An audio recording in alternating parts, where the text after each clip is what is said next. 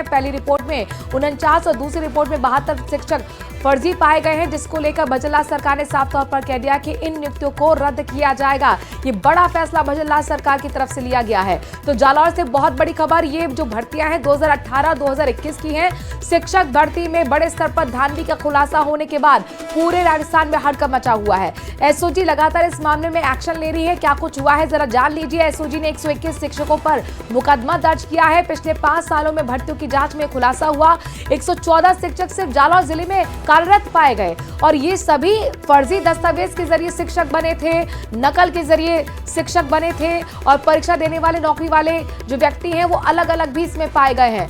पहली रिपोर्ट में 49 और दूसरी रिपोर्ट में 72 शिक्षक फर्जी पाए गए हैं। वो तस्वीरें आपको हम दिखा रहे हैं। ये जो नोटिस जारी किया गया है जिसके बारे में जानकारी इसके जरिए दी गई है कि आखिरकार किस तरीके से आगे को कार्रवाई को अंजाम दिया जा रहा है। पहली रिपोर्ट में आपको बताएं कि 49, जबकि दूसरी रिपोर्ट में 72 शिक्षकों के नाम आप देख पा रहे हैं। ये वो शिक्षक हैं जो फर्जी पाए गए हैं, यानी इन्होंने जाली फर्जी दस्तावेज का इस्तेमाल किया नौकरी पाने के लिए, नकल करी और परीक्षा देने वाले नौकरी वाले अलग अलग व्यक्ति भी इस पूरे मामले में देखने को मिले हैं। आप देखिए जालौर जो जिला है एक बार फिर सुर्खियों में आ गया है। वजह यह है कि 114 शिक्षक सिर्फ जालौर जिले में ही कार्यरत मिले हैं। पिछले 5 सालों में जो भर्तियां हुई हैं उसमें यह खुलासा सामने आया है। तो एसओजी ने 121 शिक्षकों पर अब मुकदमा दर्ज कर लिया है। बड़े स्तर पर यह धांधली हुई और ये धांधली हुई शिक्षक भर्ती मामले में। शिक्षक भर्ती में बड़े स्तर पर धांधली का खुलासा हुआ।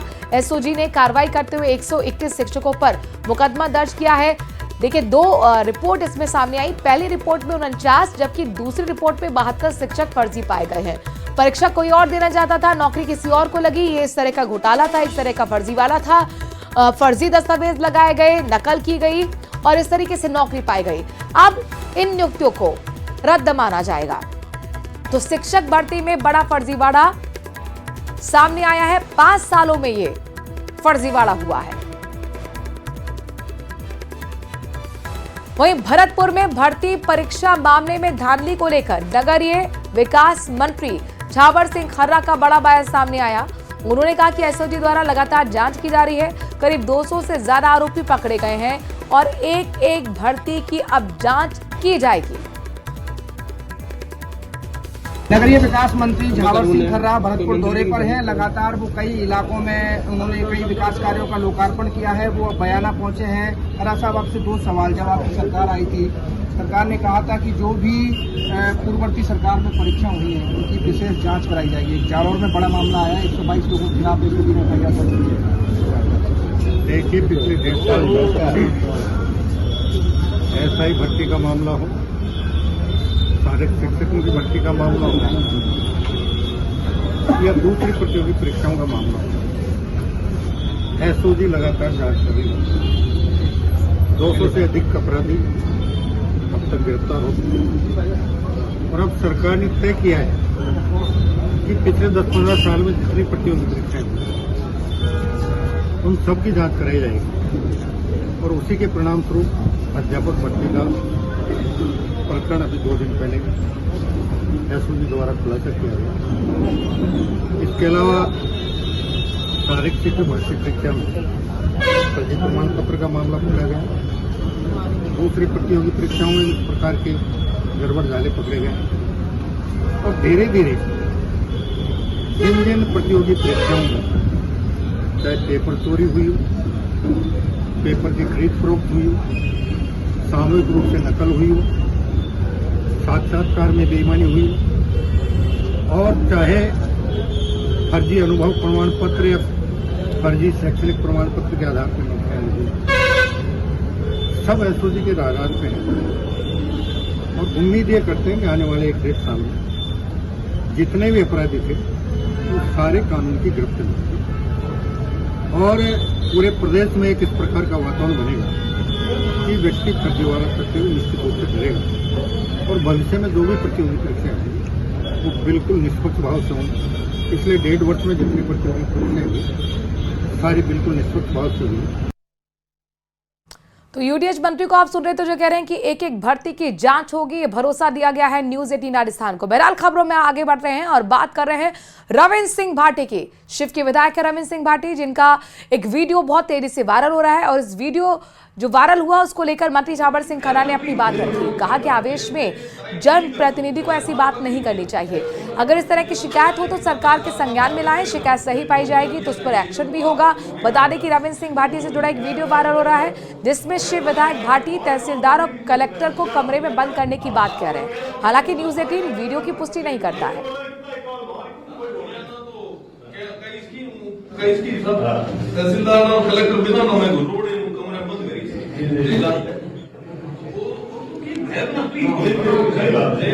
टाइट नहीं कर सकते वकील बोलिए ये ना तो है कि साथ में थार में से रहना तो ठीक है भैया तक ये जो वहां है दोनों के कागज पब्लिक की कोई क्या व्यक्ति का अपना अपना काम है। एक जागरूक जनप्रतिनिधि, एक समझदार जनप्रतिनिधि का एक दायित्व बनता है कि वो प्रशासन का हो, पुलिस का हो, सरकार का हो, कोई भी काम उसे ये महसूस होता है कि ये जनहित में नहीं, तो उसकी सकारात्मक आलोचना करे, सकारात्मक सुझाव दे कि किस प्रकार अच्छी तरह से काम हो सकता है। ये तो एक जागरूक जनप्रतिनिधि का स्वभाव होना चाहिए। बाकी अगर हम आवेश में आकर कोई भी जनप्रतिनिधि अगर इस प्रकार की बात करता है तो real estate developer Mukesh Shah के घर पर चल रही ईडी की छापेमारी से हड़कंप मचा हुआ है। तो वहीं मुकेश शाह के यहां ईडी की रेड की खबर के बाद शहर में खास तौर पर प्रॉपर्टी व्यवसायियों के बीच चर्चाओं का बाजार गर्म है। तो तस्वीरें भी सामने आ गई हैं। मुकेश शाह जाने माने डेवलपर हैं, रियल एस्टेट से जुड़ा उनका कारोबार है, बॉलीवुड तक उनकी धमक है और रिद्धि सिद्धि कॉलोनी में उनका ये आलिशान घर बना हुआ है जिसमें सुबह से ईडी की टीम पहुंची हुई है। कार्रवाई को अंजाम दिया जा रहा है। राजस्थान के सीमावर्ती जिले श्री गंगानगर में आज ईडी के द्वारा real estate developer Mukesh Shah के यहां पर कार्रवाई की जा रही है। Real estate developer Mukesh Shah के आवास के साथ साथ उनका कार्यालय परिसर को भी ईडी के अधिकारियों के द्वारा खंगाला जा रहा है। मैं अभी इस समय रिद्धि सिद्धि प्रथम में ही मौजूद हूं और मैं आपको यहाँ की तस्वीरें दिखाऊं तो आप ये देखिए, ये वो दो गाड़ियां हैं जिनमें सवार होकर ईडी के अधिकारी आज सुबह श्री गंगानगर के real estate developer Mukesh Shah के घर पर पहुंचे। बताया जा रहा है कि ईडी की ये टीम कोलकाता से यहाँ पहुंची है और मैं अपने कैमरा सहयोगी को बताऊं तो देखिए ये वो पूरा घर है जिस पर इस समय ईडी के अधिकारी अंदर मौजूद हैं और अपनी कार्रवाई में जुटे हुए हैं। हालांकि ईडी के द्वारा यहाँ के स्थानीय पुलिस से भी जाब्ता मांगा गया है, वो जाब्ता फिलहाल आप देखा जा सकता है कि बाहर मौजूद है और ये पूरे के पूरे प्रीमिसेस की इस समय ईडी के अधिकारियों के द्वारा जांच पड़ताल की जा रही है। हालांकि ईडी की इस कार्रवाई के पीछे असल इनपुट क्या था, ये इनपुट तो अभी सामने नहीं आ पाया, लेकिन बताया जा रहा है कि वित्तीय अनियमितताओं को लेकर ईडी के पास इस तरह के इनपुट्स थे कि श्री गंगानगर के real estate developer Mukesh Shah के द्वारा अपनी कमर्शियल और रेजिडेंशियल कॉलोनीज में काफ़ी ज़्यादा वित्तीय अनियमितताएं बरती गई थी। संभवतः उसी के आधार पर आज ईडी के द्वारा श्री गंगानगर के real estate developer Mukesh Shah के रेजिडेंशियल के साथ साथ ऑफिस परिसर की भी तलाशी की जा रही है। हालांकि ईडी की कार्रवाई अभी काफ़ी लंबी चलनी है, तो ऐसे में जब ये कार्रवाई खत्म होगी उसी के बाद अंदाज़ा लगाया जा सकता है कि आखिरकार ईडी की इस पूरी जद्दोजहद में क्या कुछ निकलकर सामने आता है। अशोक शर्मा, न्यूज़ 18 श्री गंगानगर। खैरथल तिजारा जिले का नाम भृतहरि नगर रखने का विरोध जहां एक और खैरथल में चल रहा है, तो वहीं अलवर के सरिस्का स्थित भृतहरि धाम पर भी इसका विरोध शुरू कर दिया गया है। लोगों का कहना है कि नाम बदलने से क्या होगा, यहां का विकास किया जाना चाहिए जिससे भक्तजन और पर्यटक आए, यहां सुविधाएं बढ़ाई जाए। सरकार को शुद्धि बुद्धि के लिए अब एक यज्ञ भी किया गया है।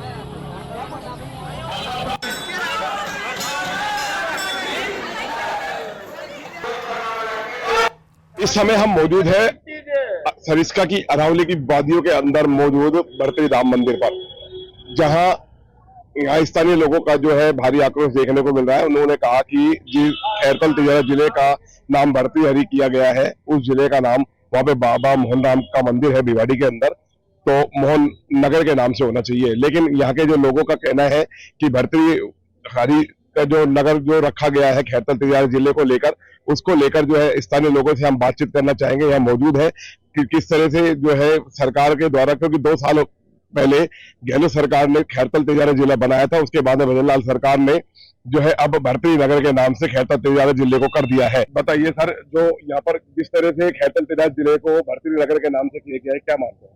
ये सरकार के एक कोई मायने नहीं है भाई, सरकार को करना ही था तो भर्तरी बाबा के मंदिर के आज आप देख रहे होंगे यहाँ स्थिति है कि हजारों श्रद्धालु यहाँ लोग रोजाना आते हैं, यहाँ सफाई की व्यवस्था नहीं है। उसके अलावा अलवर से जो भर्तरी बाबा तक की जो सड़क है वो टूटी पड़ी है, थाना गाजी से जो भर्तरी बाबा तक की सड़क है वो टूटी पड़ी है।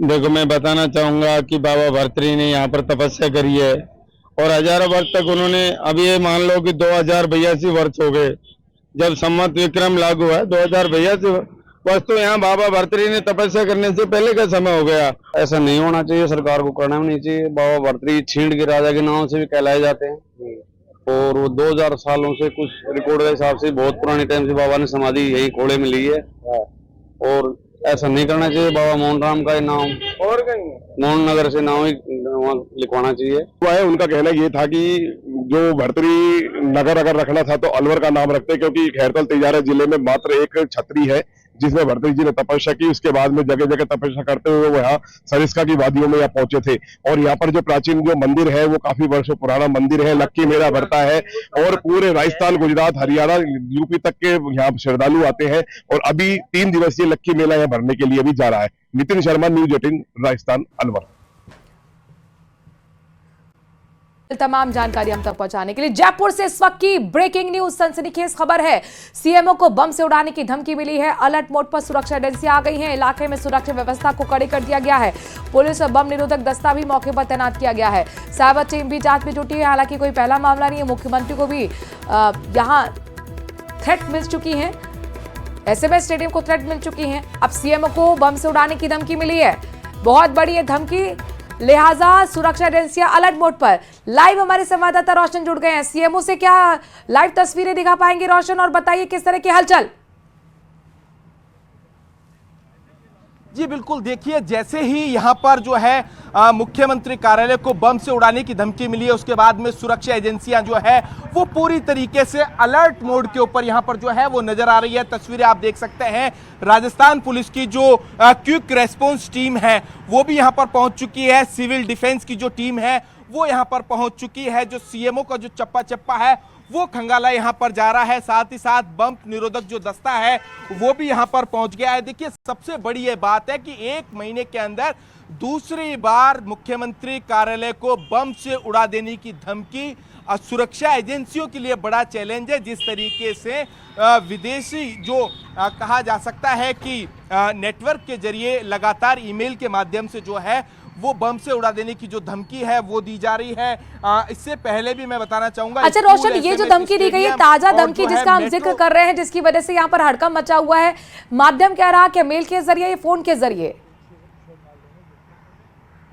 देखिए जो इनपुट जो मिल रहा है अभी तक यही बताया गया है कि मेल के जरिए मुख्यमंत्री कार्यालय को जो है वो बम से उड़ाने की जो है वो धमकी दी गई है। जैसे ही इसकी जो जानकारी मिली उसके बाद में अशोकनगर जो पुलिस थाना है उन्हें जो है सूचना दी गई। साथ ही साथ में पुलिस कंट्रोल रूम को सूचना दी गई कि मुख्यमंत्री कार्यालय को बम से उड़ाने की जो धमकी है, जिसके बाद में सुरक्षा एजेंसियां जो है हरकत में आई, अलर्ट मोड के ऊपर यहाँ पर नजर आई। तस्वीरें यहाँ पर देख सकते हैं कि जो सचिवालय के जो आसपास का जो इलाका है उसे जो क्यूआरटी जो है उन्होंने जो है अपने कब्जे के अंदर यहाँ पर ले लिया है। आप देख सकते हैं कि यहाँ पर एम्बुलेंस के साथ साथ में तमाम जो यहाँ पर कहा जा सकता है कि जो टीम्स यहाँ पर जो है वो मौजूद है। आप यहाँ पर देख सकते हैं कि ईआरटी के जो जवान है वो भी यहाँ पर जो है पूरी तरीके से तैनात यहाँ पर नजर आ रहे हैं कि किसी भी तरीके की कोई यहाँ पर जो चूक वो नहीं हो। मेरे सहयोगी लगातार यहाँ पर दिखा रहे हैं।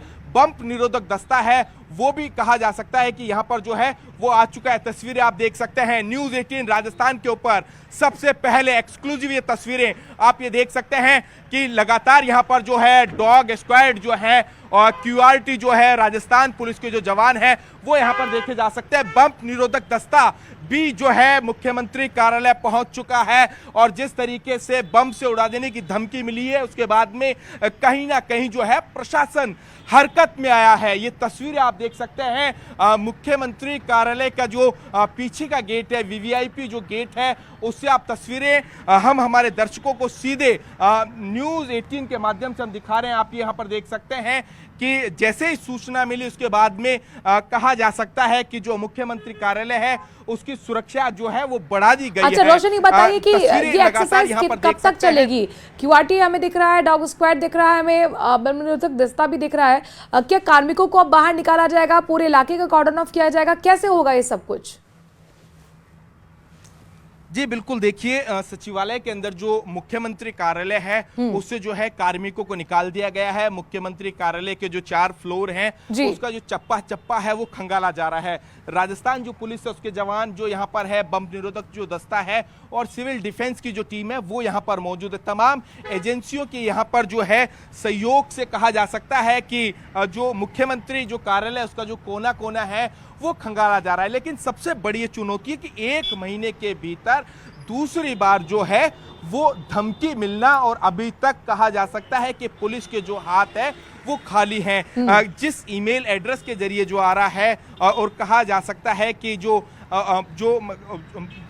बाहरी जो नेटवर्क है वो उसका जो उपयोग लिया जा रहा है, अभी तक जो राजस्थान पुलिस की जो साइबर सेल है कहा जा सकता है कि उनके जो हाथ हैं वो अभी तक खाली हैं। किसी भी तरीके की अभी तक कोई जो बड़ी गिरफ्तारी वो नहीं हुई है। तो कुल मिलाकर कहा जा सकता है कि सुरक्षा एजेंसियों के लिए जो है बड़ी जो है चुनौती कहा जा सकता है कि साबित ये यहाँ पर हो रहा है।